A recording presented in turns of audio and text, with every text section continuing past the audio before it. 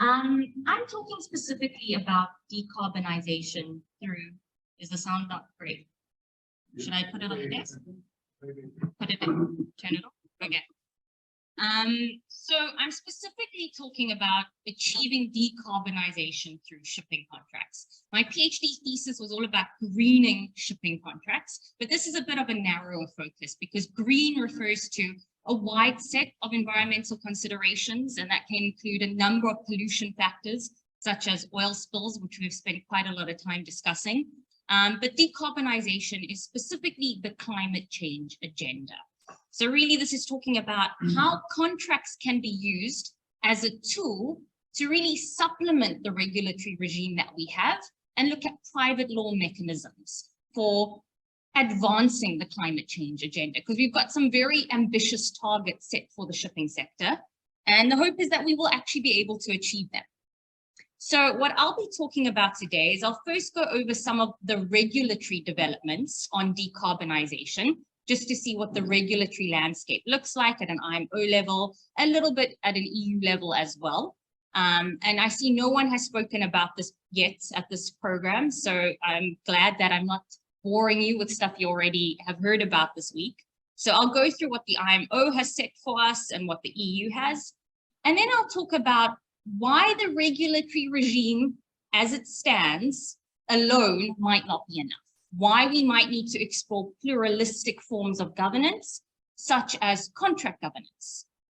And then I'll talk about what traditional maritime contracts achieve. Are they really utilizing the full power of this concept of contract governance? Or when it comes to environmental matters, are they doing the bare minimum? Okay, and this is a contentious area because a lot of people, a lot of traditionalists believe in the laissez-faire capitalist approach, in which maritime contracts kind of incorporate and embody. And they don't think contracts should achieve anything other than just freedom of contract and an allocation of commercial responsibilities. A lot of people feel that, you know, contract law exists in this bubble, and that's where it should stay. And environmental matters are for governments to worry about.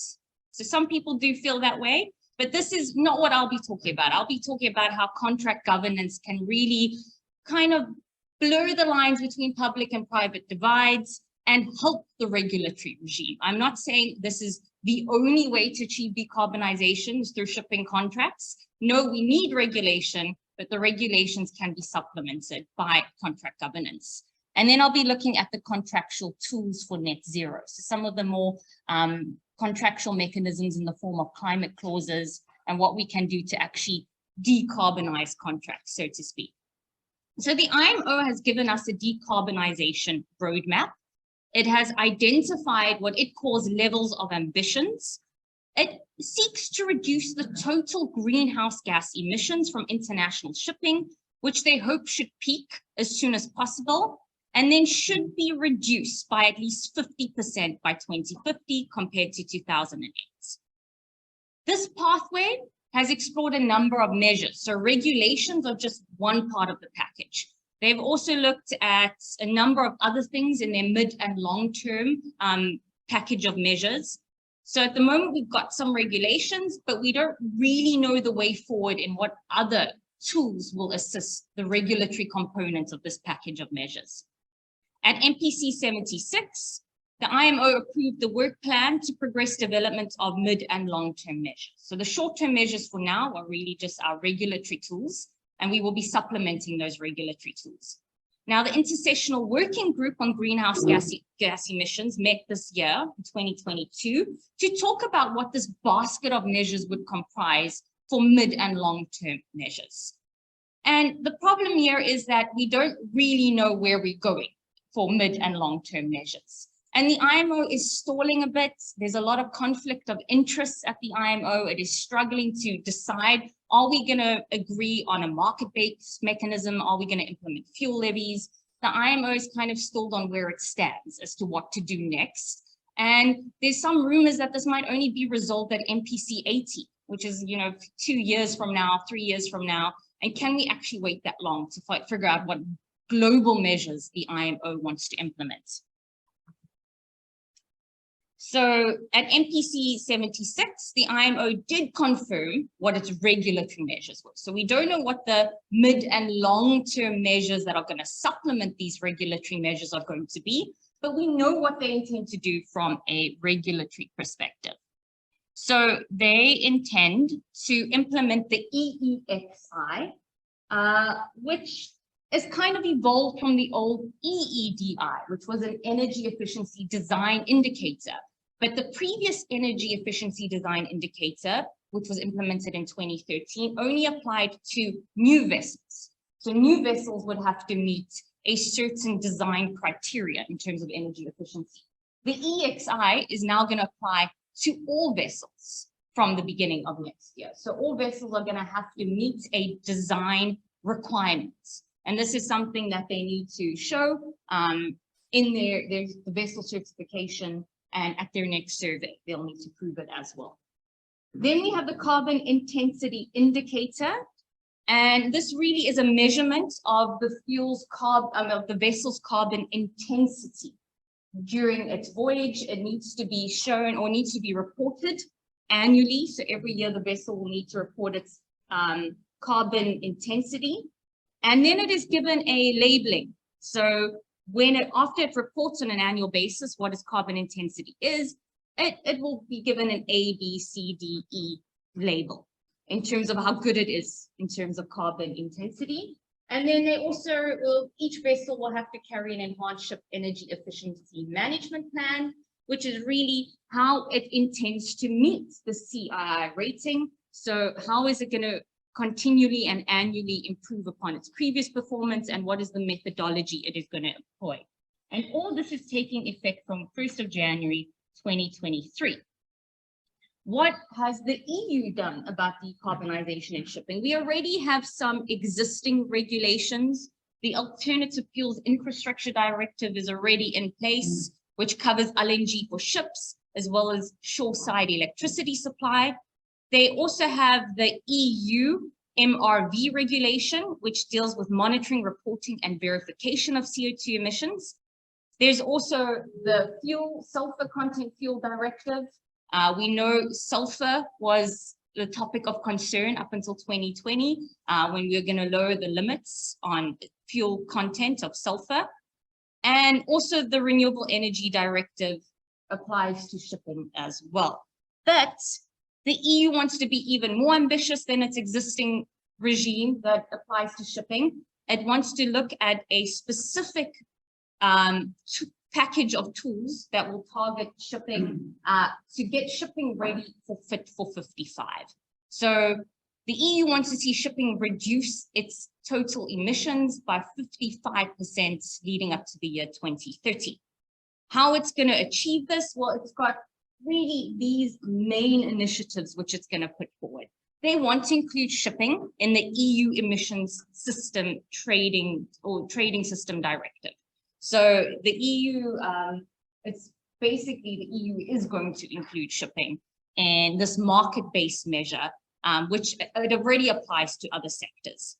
It's also then going to use the Fuel EU Maritime, which is a new regulation on sustainable maritime fuels that seeks to drive the ship towards low carbon maritime fuels. So that will hopefully help the sector in fuel selection. They then also have other directives which will apply to shipping, like the revised directive on alternative fuels infrastructure. They're also looking at energy taxation, as well as making modifications to revised renewable energy directive and how this will apply to shipping, because this is a new EU economy-wide target of at least 40% share of energy from renewable sources in 2030, and new renewables target of GHG intensity reduction of at least 13% by 2030 in the transport sector. So that is what the EU is doing to enable itself to be fit for 55. But there are some problems here with these regulations. There's been a lot of industry backlash also. How is the industry going to achieve all these things by the 1st of January 2023? Industry is not happy with the lack of guidance that it is getting from the IMO. The IMO is just very much taking a top-down regulatory approach to this. Industry feels that it needs more support, more time. And also it feels that the IMO is stalling on putting in place uniform and global measures that will help it make this transition from a high emission sector to a low emission sector. There's also concerns about the EU taking unilateral action. Industry prefers global and uniform standards. What impact is this going to have on ships operating in EU waters, calling at EU ports? Is it going to make those ships who are registered with EU member states less competitive because they've now got to factor in things such as the emission trading scheme allowances? So there's some concerns about that. And EU measures will only apply to vessels registered in member states or calling at EU ports, generally speaking. So will this really achieve much? Is this not just regulating one small part of the world? Are we not pushing the problem elsewhere? That is one concern. Will we ever have a set of global measures telling industry how to go about decarbonizing itself? And this has really sparked the question about, well, do we need pluralistic forms of governance? Are we putting all our eggs into the regulatory basket? Are we thinking that the IMO can solve everything? Maybe they should be solving everything, but can they? Do they have the capacity to advise on all these intricate market implications? And is the IMO really, at the end of the day, just a regulatory standard setting authority? Can we expect much more of it, even though it has aimed to be a bit more ambitious in its scope and its functions when it comes to environmental matters? So this has sparked the idea of contract governance as perhaps a method of also tackling decarbonization efforts from the bottom up. Now, the IMO itself endorses an exploration of pluralistic forms of governance. As early as 2013, in its concept of a sustainable maritime transport system, in its symposium on sustainable maritime transport systems at its World Maritime Day, it pioneered this concept of a sustainable maritime transport system that includes the enrollment of a number of private actors. So it wasn't just confined to national administrations and regional bodies and global standard setting bodies, but it called upon private actors to do what they can do and to, in a way, use their private authority, use the power of companies to assist in reaching this mandate.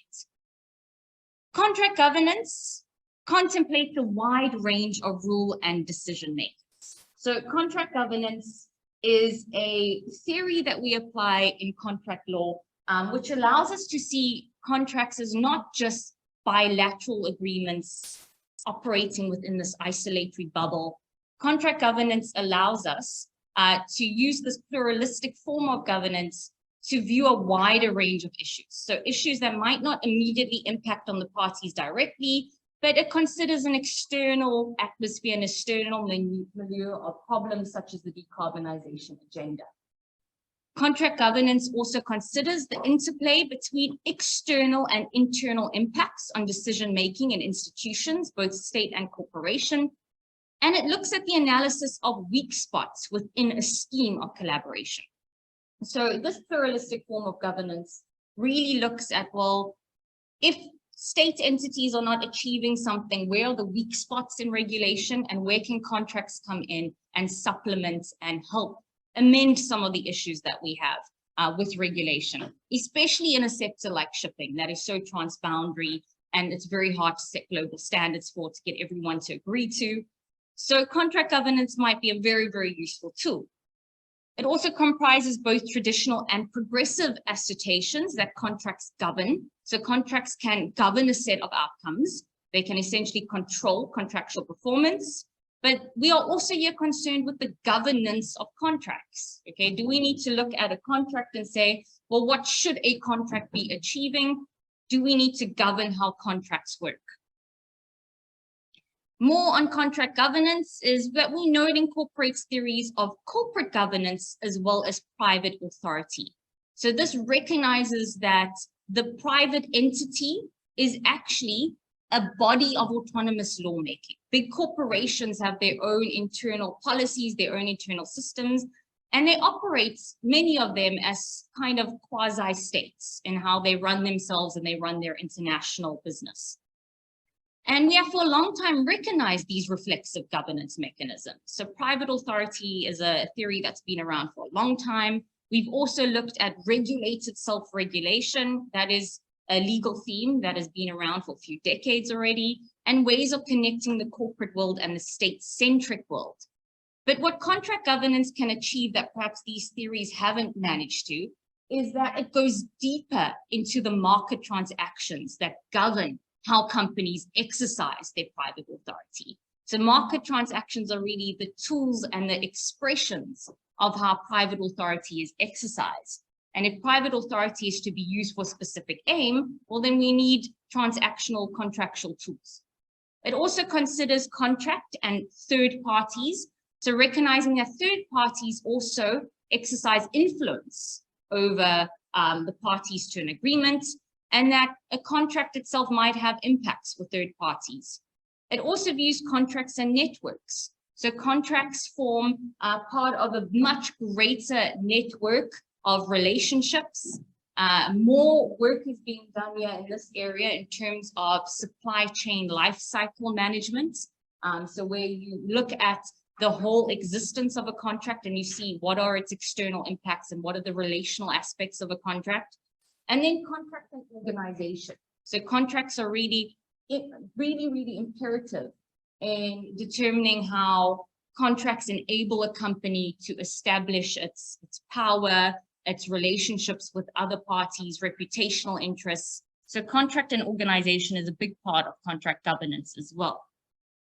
Now, unfortunately, when it comes to traditional maritime contracts, they have not employed theories of contract governance for sustainability issues. Okay, so we very much have a traditional English law system, a common law system that governs maritime contracts. And this system really prioritizes commercial efficacy above everything else. And it incorporates the traditional views of laissez-faire capitalism. So the English common law principles are really premised on what is the most cost-effective thing to do. It does not consider green matters. And in fact, it's very hard to imply other obligations into English contracts. And it's very hard to interpret them in such a way that would elevate other values besides pure commercial efficacy. So we know that the guiding values are confined to freedom of contract and commercial efficacy. And we have not really seen environmental and sustainability considerations as pervasive norms or things that guide interpretation. But these maritime contracts have been very good at allocating the cost of compliance. So really, environmental regulatory compliance is kind of viewed as a commercial cost allocation. Okay, who is responsible for reporting, who is responsible for the cost of fuel, and a very, very clear demarcation of rights and responsibilities. But these compliance clauses that are used in the traditional forms, and these compliance clauses that are put forth by BIMCO quite regularly when a new environmental regulation comes into force, they really just achieve the bare minimum. Okay, they just achieve the bare minimum that parties act within the ambit of the law, and we don't have illegality of contracts. Okay, well, you might be thinking, but why should they achieve anything else? Well, that is a matter of opinion. If you think all contracts need to do is just avoid illegality of contract, because that's all private parties need to concern themselves with, it's up to the regulator to control their behavior. Well, that is a matter of opinion as to what you think contracts should be achieving. I obviously think contracts need to be a bit more aspirational and they need to be aligned with global agendas. Now, given what I've just said about how traditional maritime contracts are and how they only prioritize commercial values, we have a quote here by Harris Sobrofakis. He is the legal advisor to the Sea Cargo Charter. He was also very instrumental in drafting it. He now, I believe he's a partner in a law firm in London. And on decarbonization in shipping, he has said the following. He said, maritime contracts have developed sophisticated, the uninitiated would say arcane, mechanisms for allocating the financial cost of operational efficiencies to ship owners or charterers or buyers or sellers of cargo through demurrage, laycan, utmost dispatch, speed warranties, ballast voyages, and off-hire. He also used a quote from Martin Stopford that the shipping industry operates within a strict economic regime which would be immediately recognizable by the 19th century classical economists. It is more or less the perfect marketplace at work, an economic Jurassic Park where the dinosaurs or classical economics roam free. So you can see that English contract law, especially within a maritime context, is kind of outdated for achieving purposes other than commercial efficacy. We also see this kind of re-established through some of the clauses BIMCO is proposing to deal with the energy transition. So there's nothing really revolutionary about BIMCO's proposed clauses to help the sector deal with these transitional regulations. When it comes to the EEXI transition clause that BIMCO has put in place, it really just puts all of the costs on the ship owner to deal with engine modifications to meet the efficiency requirement or design index. So it says that any modification to the vessel for the owner's account shall be, well, all these modifications will be for the owner, and it envisions that the two methods that will be used are engine power limitation or shaft power limitation. So that's really just adjusting the parameters of the engine. BIMCO is not really seeing shipping actors go above and beyond to implement new technologies. It's just envisioning an adjustment to pre-existing technologies. Its emission allowance clause also very much operates within a demarcation of rights and responsibilities between charterer and owner. What the charterer will have to do under this clause is for every voyage that the time charter undertakes, they will have to transfer amounts of an emission allowances to the ship owner's account. So it's kind of dealt with in very much the same way as payment of hire. And the problems we have with traditional contracts, especially in the context of energy efficiency, is we are not overcoming the problem of split incentives. So split incentives is one of the major barriers to upgrades on vessels when it comes to energy efficiency, because you've got a situation where the owner invests all the money in the upgrades and the owner invests in green technologies, but the charterer sees the fuel savings benefits. So we've got the split incentive here. There's also no cooperative normative framework. So there are no guiding values on how to cooperate when it comes to environmental performance. It's still very much seen as you're responsible for this and you're responsible for that. No scope for interpretation other than those that are most cost effective. And this causes a lot of problems, especially when it comes to technology selection, slow steaming, and it may even deter regulatory compliance. So when you're only interpreting contractual duties through a lens of commercial efficacy, there's no real scope there to advance an interpretation of terms on any other basis. A problem that is coming before the Norway Supreme Court quite soon is the duty of loyalty under marine insurance contracts. So marine insurance contracts, the assured has a duty to keep all repair costs low for the insurer. And this kind of involves a balancing exercise between owner, or between the assured and the insurer. And the problem with this is that under this duty, the insurer in question does not want to upgrade the vessel with a NOx reducer, a nitrous oxide reducer, because it is saying that, well, the assured can actually apply for a dispensation from the IMO regulations. So the assured can actually, in a way, find a loophole in the regulations, and they should go for that under their duty of loyalty to bring costs down for the insurer. So we see almost it encourages trying to find loopholes in regulations. But why would private actors want to achieve anything more than compliance? So you're probably thinking, well, if contracts are so good at allocating the costs and risks of regulatory compliance, and why would private actors want to do anything more? Why would they want to achieve anything more than just bare minimum compliance? Well, it's because we don't only have regulatory pressures to consider when it comes to the climate agenda. ESG is really taking hold in all company structures. You've got a set of ESG factors to consider, and ESG is really about risk management. So we know that there are increasing avenues for climate change litigation that a number of activists and clever lawyers are exploring and testing in courts on a global level.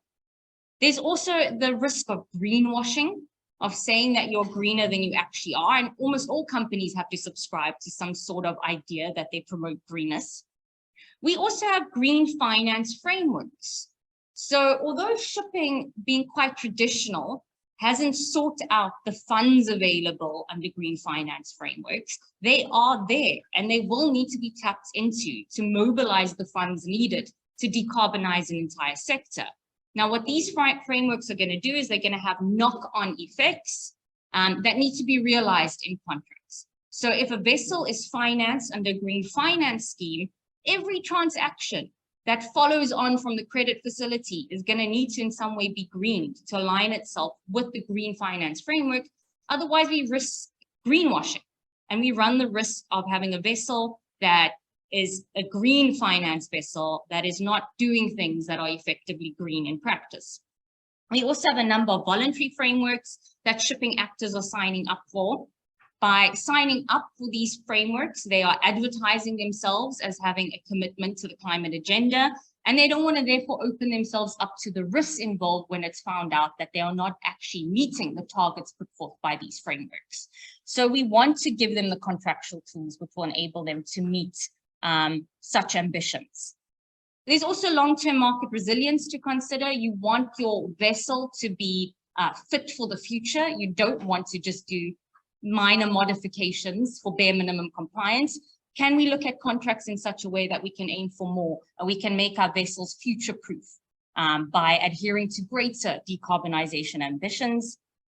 Problem with consumer demand, although it is a factor that private actors need to consider, it is not really a factor of huge influence globally. So there are certain countries where consumers do make preferential choices based on the greenness of a product, but those are generally quite affluent communities who have the privilege of making that decision. In most developing parts of the world, consumers don't really care what the carbon costs involved are. They've got better things to consider. They just want a product that's brought to them cheaply and efficiently. So what can contracts do? Well, they can better align shipping with the climate agenda. And they can do this by the use of climate clauses, because climate clauses provide the mechanisms which enable more ambitious decarbonization targets. And if industry is to uptake climate clauses, we might eventually see the implementation of green interpretive norms. Now, this would be interpretation by way of fact, because we don't yet have implication by way of law, which transposes an idea of greenness from the top down on governing contracts. But we might be able to interpret the terms of the contract through a green lens if the parties have shown that as part of the factual matrix, they themselves have committed to this idea of greenness. We also know that if we start seeing climate clauses emerge in standardized forms, we can utilize the power of the law of standard agreements. Standard form agreements are, generally speaking, the most important instrument nowadays for norm creation in business. So we might be able to see eventually implication of greenness into contracts. We can start by implying things by way of fact, and maybe we can eventually transform the whole regime to govern contracts in a way where we have green interpretive ideals. English law might take some time to do this, but maybe other jurisdictions are more flexible. The Chancery Lane project has provided us with tools and clauses to do exactly this. So it has provided 4 clauses, all are specific to voyage and time chartering. Now, this makes sense because chartering operates pretty much on the common law principles of English law, which are devoid of greenness. We're seeing more progress in other contracts. So in finance, we're seeing more of an alignment with ESG objectives and ESG metrics. So there's a lot of work being done in finance. So the Chancery Lane project hasn't drafted clauses specifically for shipping finance as of yet. And they haven't yet dealt with marine insurance, but they might have to get there eventually, especially now that we have the Poseidon principles for marine insurance. But chartering has really been the problematic one because we've got this issue of split incentives and how do we overcome it. So these clauses aim to try and overcome this problem of split incentives. There are 4 for chartering. One is Otter's clause, and this embodies a commitment from both owner and charterer to maximize energy as much as possible. There's also Ariel's clause, which tries to deal with the issue of split incentives by incorporating a cost-sharing mechanism into the charter party. And there's also a fuel reporting clause for shipping charter parties called Aiden's clause. And this will basically ensure that charterers or owners, whoever is responsible for selecting fuel, will make the greenest decision possible in fuel selection. So we've got those 4 clauses.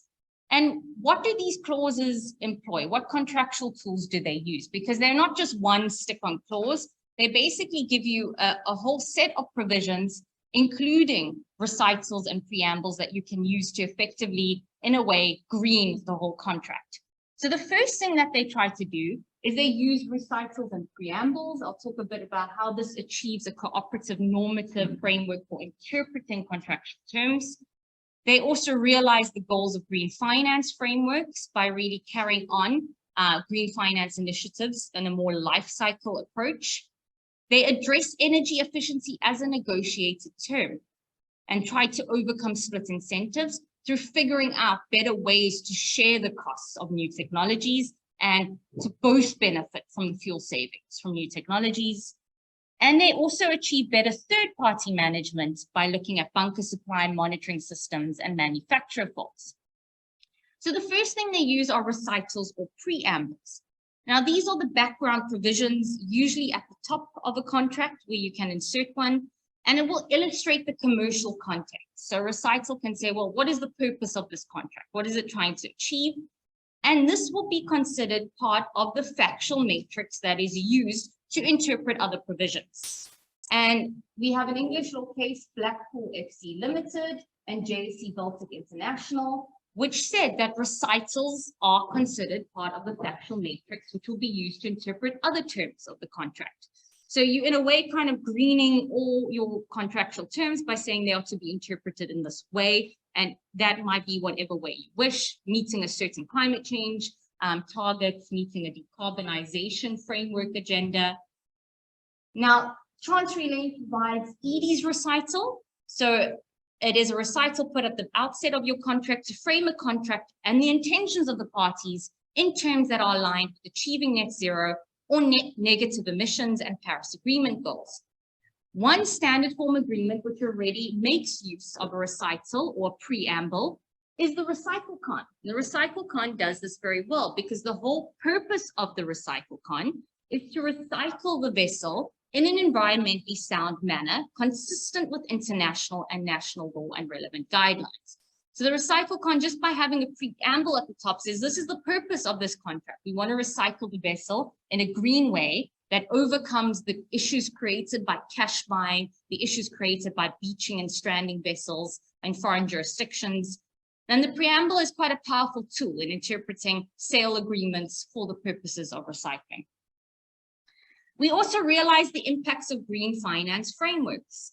So although I say shipping is quite traditional, it has not yet tapped into the power of green finance frameworks. And we know that shipping actors are not utilizing the funds that are being put aside for them because they are traditional by nature and they generally have established patterns of financing. But this is there for them. It's available to them. And if they want to access such funds, which are mobilized for purposes of decarbonization, this is going to have direct impacts on all the follow-on transactions from the credit facility. The direct impacts are going to be those relating to the design of the vessel. So green finance frameworks can already achieve the greening of shipbuilding contracts and will obviously have impacts on chartering, how the vessel operates, what kind of fuel it will use, its emissions during a voyage. So a vessel that is financed under green financing needs to achieve certain things to truly be green. Otherwise, you're opening yourself up to a huge range of risks. But there are also those indirect implications. Can a vessel under a green finance framework really be operating in accordance with that framework if it's not looking at its greater supply chain? Where is it sourcing its materials in shipbuilding? Where is it sourcing its fuels? What are the suppliers' green credentials? And then also finally, how's the vessel going to be recycled? Because if you think about it, it would be outright greenwashing if you have a vessel that is financed by the proceeds of green finance, which is then dumped on the shores of Bangladesh once its lifespan is over. And there's a number of these voluntary frameworks which assist in doing just this. So although we have the EU taxonomy regulation, which is the main green finance framework that we probably all have heard about, shipping is being involved in all of these other voluntary frameworks. All of these do include shipping, and private actors are financing these vessels using these frameworks. So there is a lot of progress being made in terms of green finance. I think I spoke about green finance here 2 years ago.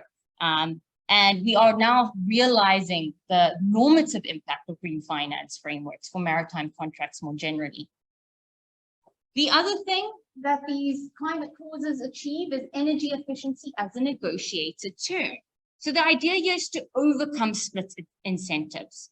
So we aim to achieve the optimum award for energy efficiency, which would also result in fair payments and resolve the level of contribution between the contracting parties. So you can have a clause within your contract that says, this was the technology that is on board the vessel, this is what the fuel savings are going to be. Let's find a way to both benefit from the fuel savings so that the owner is not picking up all the costs of technology investment. Now, you might say, well, why don't we just have a higher freight rate for green vessels? If green vessels are going to save you a lot of fuel, why don't owners just factor that into the freight rates? Well, there are some issues there, because if a charter is to pay a much higher freight rate, what about your performance warranty? Surely they're going to want very tight performance warranties as to what the vessel can achieve in terms of fuel savings. And it's difficult to warrant performance when you have newer technologies. It's really, really difficult. And we also have the Sea Challenger case, which was first heard in 2020, but the appeal has actually come out now in 2022. So I should perhaps put a more updated case citation up there. But the appeal courts had some very interesting things to say about performance warranties, which would suggest that they're not to be taken as all that reliable. Performance warranties, the court said, so Lord Justice Mail specifically said, it is not a reflection of the vessel's capability at any particular time. Performance warranties just give you an average idea of what the vessel is capable of. And there's an element of swings and roundabouts in performance warranties. So that is what the appeal court has just said. So that would kind of give us a range of issues if we're going to raise freight rates, because how do you warrant performance to justify that freight rate, particularly when you have newer and untested technologies or you're using new fuels for the first time. Our aerial clause is the Chancery Lane project clause, which aims to deal with this. So it proposes cost sharing, whereby the market value of the volume of the fuel saved as a result of the energy saving device will be agreed to, and there'll be some cost sharing as to how the proceeds of this fuel saving are split through a fuel savings fee paid by the charterer. And obviously it is variable. It will rely on data reporting systems to actually calculate what the fuel savings are, and then it can be negotiated how much of that the charterer is going to give back to the owner. There's also an idea here of third-party management. So we want shipping contracts to take a greater supply chain thinking approach. What are we going to do about fuel selections, manufacturers of newer technologies, suppliers of new fuels? We've learned a lot of lessons, especially when it comes to sulfur oxide content in fuel. We had big issues like the Houston problem. And this is where off-spec fuels were being sold to charterers and owners that met the testing parameters. But the problem was with the test wasn't picking up on certain things. So for all intents and purposes, these fuels were compliant with the tests, but they had other aspects that were making them unfit for purpose, in that they were damaging engines quite significantly. Are we going to have similar problems with all these new fuels that the EU is trying to channel investment into? So maybe what shipping actors would want to do is consider, well, how are we going to pass risk down to our suppliers? How are we going to work with suppliers? Do we want to have approved lists of suppliers like you would have in supply chain management contracts? Do we want to have only suppliers that subscribe to a certain rating scheme that are verified by independent third parties? Are we going to do our own independent testing of technologies and fuel supply? So that is something we want shipping actors to think about. Aiden's clause is geared towards that kind of collaboration between third parties and charterer and owner. by saying that the greenest fuel possible should be chosen by the charterer, and then make some sort of provision as to how the charterer can ensure these things with third parties.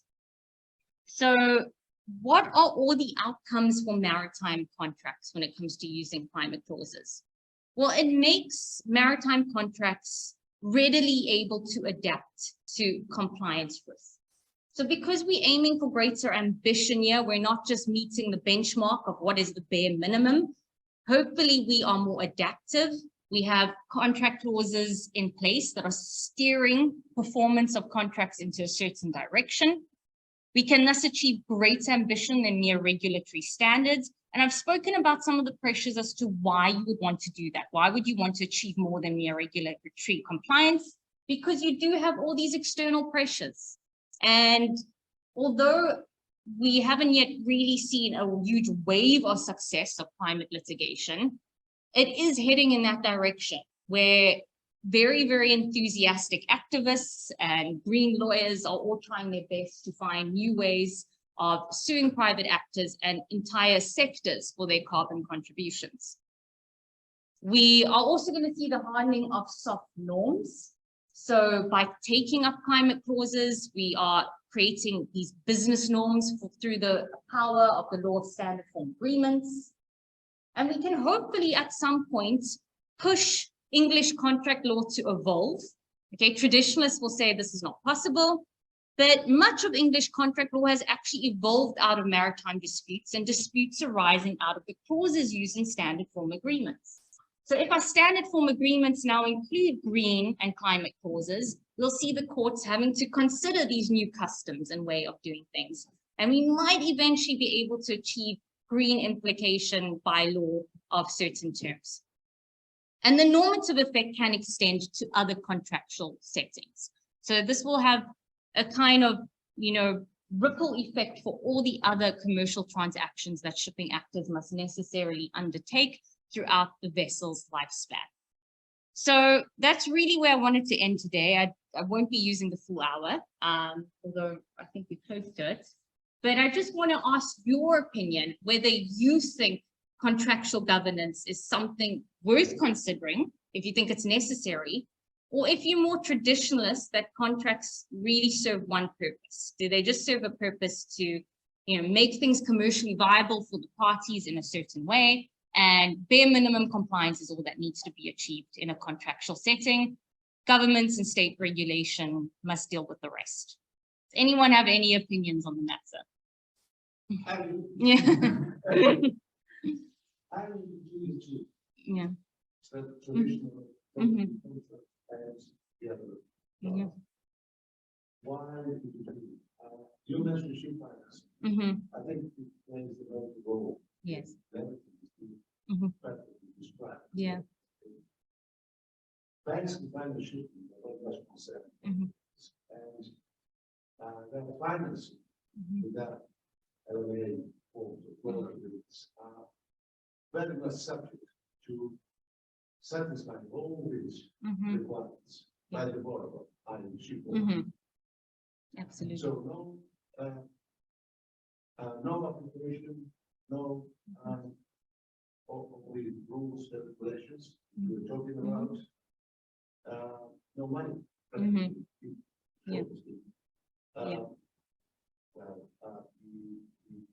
the conditions precedent lending include hundreds of requirements for the shipowner, and I would say more and more. And the ship becomes more and more expensive. And the list of events of default can go on 22 pages, of which probably half relates to defaults in maintaining these requirements in place, meeting these requirements.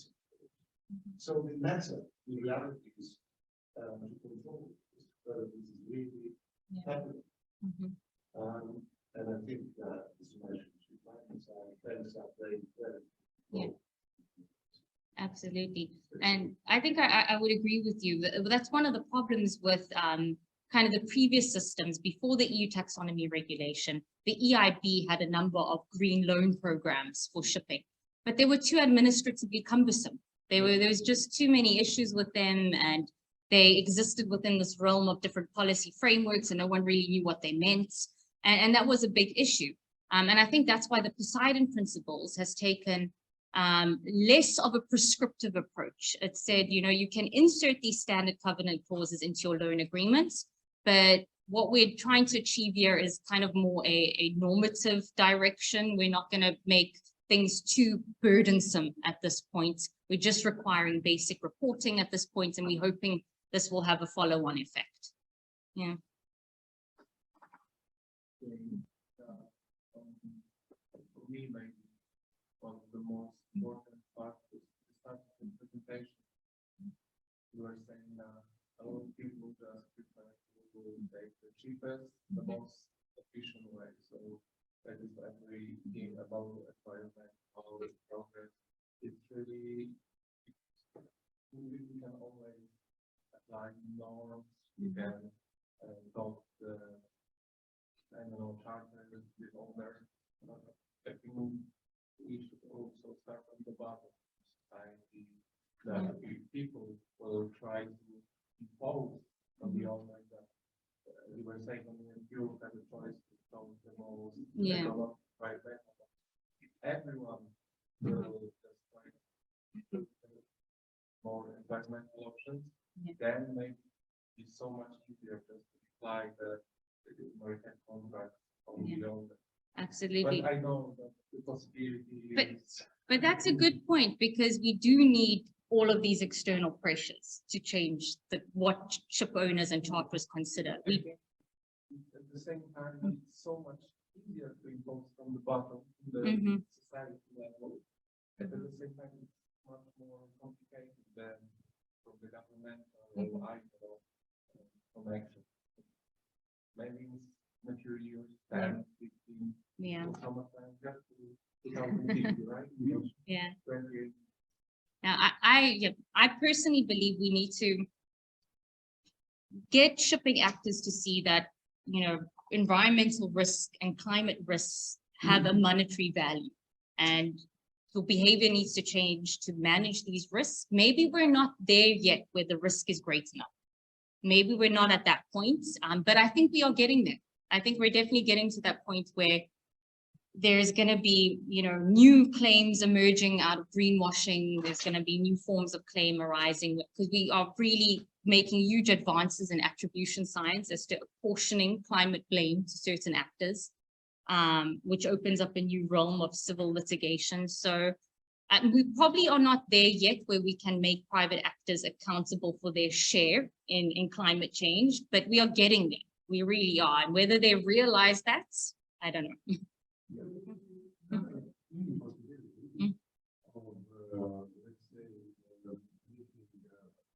say, governments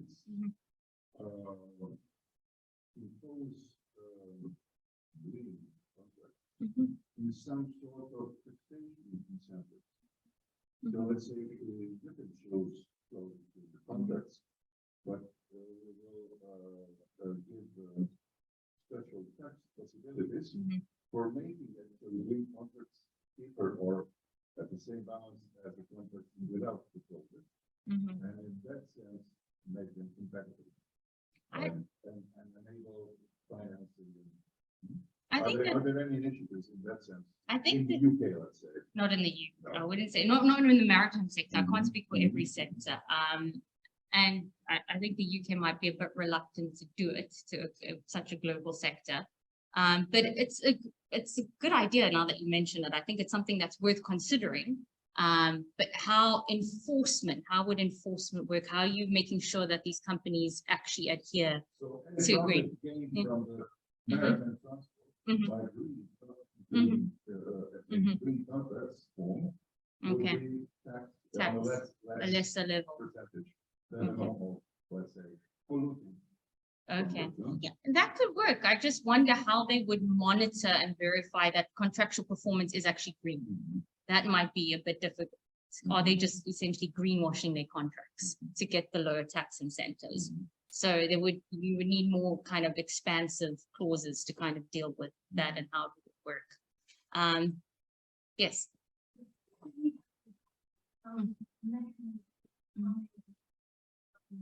Top down. Yeah, it's true.